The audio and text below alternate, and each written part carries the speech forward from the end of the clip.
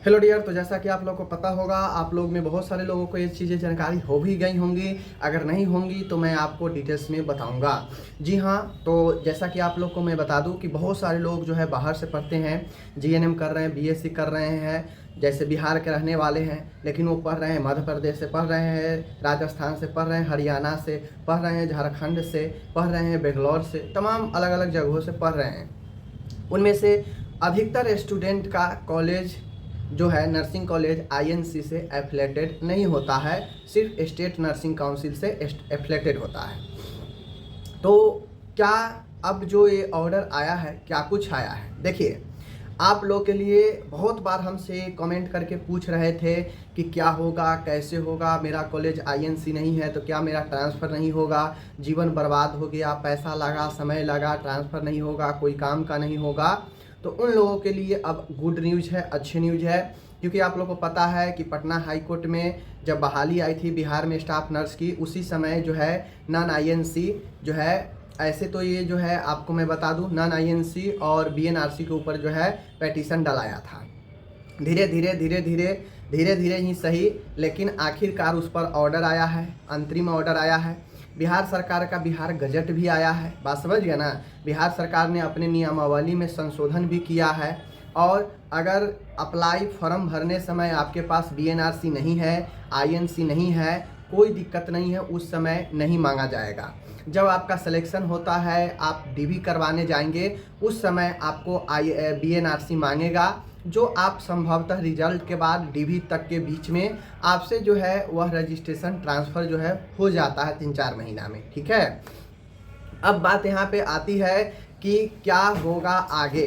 तो होगा ये कि आप जहाँ से भी पढ़े हैं, आपको अब बस बिहार में रजिस्ट्रेशन ट्रांसफ़र के लिए अप्लाई करना है, और अप्लाई करने के बाद जो प्रोसेस ट्रांसफ़र का होता है वो करेंगे।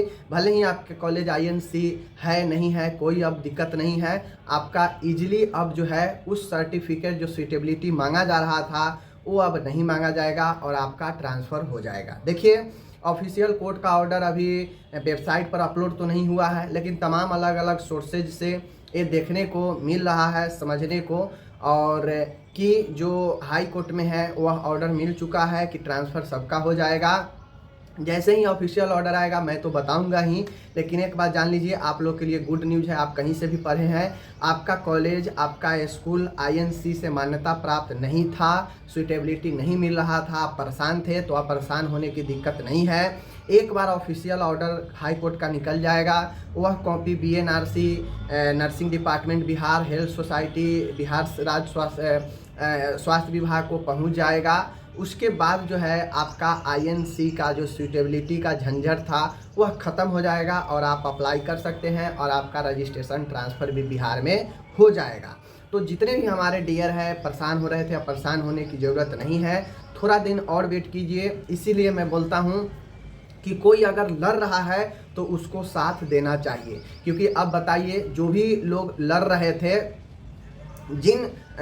जो भी लड़ रहे थे उस पेटिशन में, उनका कॉलेज आईएनसी नहीं था, ट्रांसफ़र नहीं हो रहा था बिहार में, तो आज उनके बदौलत आज हज़ारों छात्रों को फ़ायदा होगा या नहीं होगा? बिल्कुल होगा।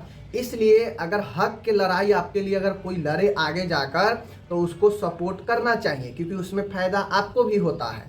समझ गए? आज इतना सारा ऑर्डर आ गया तो उससे फ़ायदा तो सिर्फ उसी पेटिशनर को नहीं हुआ, बहुत सारे लोगों को फ़ायदा हो जाएगा।